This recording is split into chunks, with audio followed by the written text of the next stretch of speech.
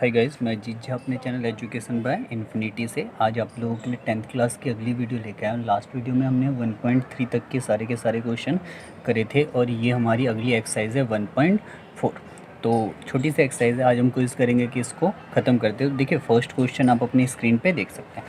कह रहा है without actually performing the long division state whether the following rational number will be terminating decimal or a non terminating repeating decimal. तो ये बताना है कि जो भी ये डेसिमल एक्सपेंसन है वो टर्मिनेटिंग है या नॉन टर्मिनेटिंग है। देखिए टर्मिनेटिंग नॉन टर्मिनेटिंग क्या होते हैं, आई थिंक ये तो आपको पता होगा। अगर आपको नहीं पता तो आप मेरी लास्ट वीडियो या पीछे की इसी चैप्टर की वीडियोस देखिए, तब आपको क्लियर हो जाएगा। देन हम यहाँ पे फर्स्ट क्वेश्चन को डिस्कस करना स्टार्ट करते हैं। तो फर्स्ट क्वेश्चन लिखा हुआ है 13/3125।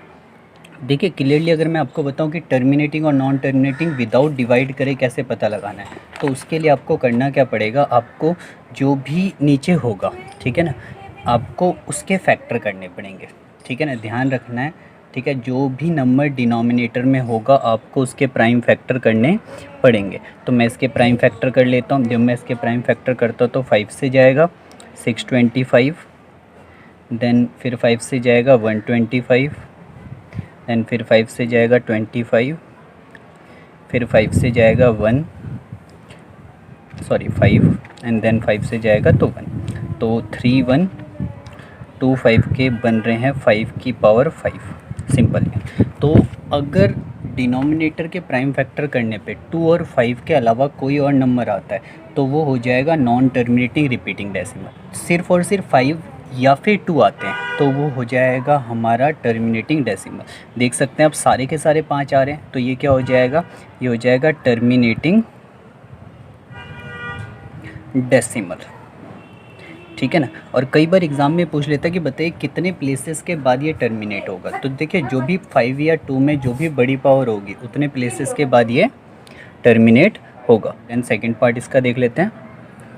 19/8 आप 8 के फैक्टर करेंगे, नो डाउट मुझे नहीं लगता कोई प्रॉब्लम आपको आएगी।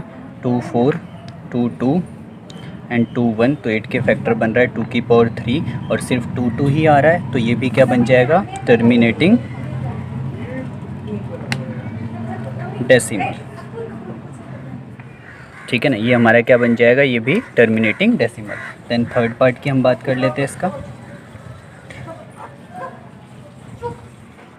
तो देखिए थर्ड पार्ट की अगर मैं बात करूँ तो लिखा हुआ है 64/455।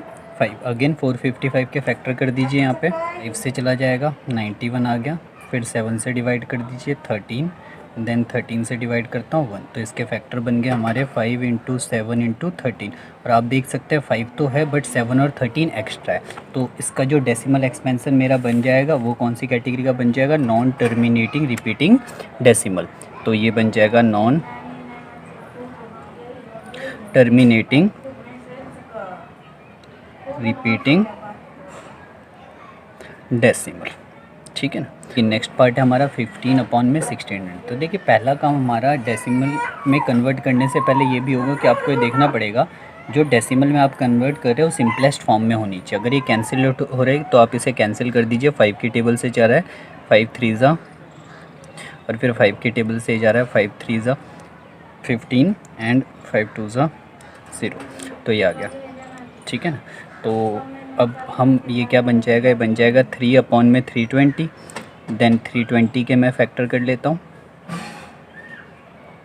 तो ये आ जाएगा 2 से कैंसिल कर दीजिए, 2 से आ जाएगा 160, फिर 2 से कैंसिल कर दीजिए 80, 2 से कैंसिल 40, देन 2 से कैंसिल 20, देन 2 से कैंसिल 10, देन 2 से कैंसिल 5, अगेन मैं 5 से कैंसिल करता और 1 आ जाएगा ये। तो इसका जो डेसिमल एक्सपेंसन बन रहा है डिनोमिनेटर का 320 का, वो हमारा बन रहा है 2 की पावर 6 × 5। और आप देख सकते हैं 2 और 5 आ रहा है बस, तो ये कैसा क्या बनेगा, ये बनेगा टर्मिनेटिंग डेसिमल। टर्मिनेटिंग डेसिमल थोड़ा सा बाहर चला गया स्क्रीन से, कोई नहीं, आप समझ लीजिएगा क्या लिखा है, ये टर्मिनेटिंग डेसिमल। देन नेक्स्ट की बात, तो देखिए नेक्स्ट पार्ट है इसका 6 पार्ट। लिखा हुआ है 29/343। देन हम क्या करते हैं 343 के फैक्टर कर देते हैं। तो 343 के फैक्टर इजीली आप कर सकते हैं 7 से 49, 7 से 7 और 7 से 1। तो इसका ये जो 343 है उसके फैक्टर बन रहे हैं 7 की पावर 3, जिसके अंदर 2 और 5 नहीं आ रहा है, 7 आ रहा है। तो ये क्या बन जाएगा, ये बन जाएगा नॉन टर्मिनेटिंग रिपीटिंग डेसिमल, ठीक है ना। देन इसके बाद 6 पार्ट देख लीजिए। देखिए 6 पार्ट में फैक्टर भी नहीं करने की ज़रूरत है हमें, लिखा हुआ है 2 की पावर 3 और 5 की पावर 2। तो ये ऑब्वियसली क्या बनेगा, टर्मिनेटिंग डेसिमल, टर्मिनेटिंग डेसिमल, ठीक है ना। और जैसा मैंने बोला कई बार एग्ज़ाम में पूछ लेते कि आप बताइए कि डेसिमल टर्मिनेटिंग है तो कितने डिजिट के बाद वो टर्मिनेट होगा। तो जो भी बड़ी पावर होगी उतने डिजिट, मींस 3 डिजिट के बाद इसका डेसिमल एक्सपेंशन टर्मिनेट होगा। देन 7th की मैं बात करूँ तो 7th में आप देख सकते हैं ऑलरेडी इसमें भी पहले से फैक्टर कर रखे हैं 2 की पावर 2, 5 की पावर 7 और 7 की पावर 5। क्योंकि 7 आ रहा है तो ये क्या बन जाएगा, नॉन टर्मिनेटिंग रिपीटिंग, क्लियर। उसके बाद हमारे पास आ जाएगा 8th पार्ट। 8th पार्ट में आप देख सकते हैं लिखा हुआ है 6/15। फर्स्ट ऑफ ऑल आपको करना क्या है, आपको इसको सिंपलेस्ट फॉर्म में कन्वर्ट करना है। 3 2 ज़ा 6, 3 5 ज़ा 15।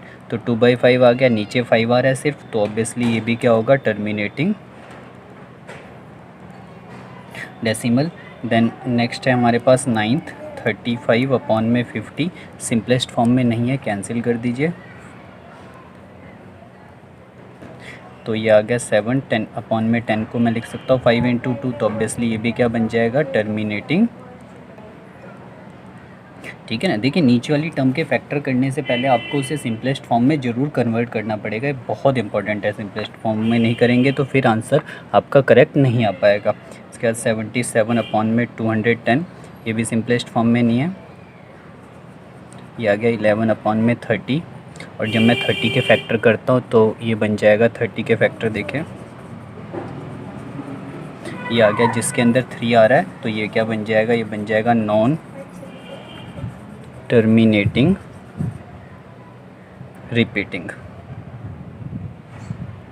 तो ये फर्स्ट के सारे पार्ट थे जिसमें आपने देखा कि मैंने बिना डिवाइड करे आपको ये बताया कि इसका डेसिमल एक्सपेंशन कैसा बनेगा। अगर इसी के मैं सेकंड क्वेश्चन की बात करूँ तो देखिए इसने सेकंड में बोला है कि फर्स्ट क्वेश्चन में जो भी टर्मिनेटिंग डेसिमल है आप उसको किस में कन्वर्ट करिए, डेसिमल में। तो ये आप खुद कर सकते हैं, डिवाइड करके उसे डेसिमल में ईजिली कन्वर्ट कर सकते हैं।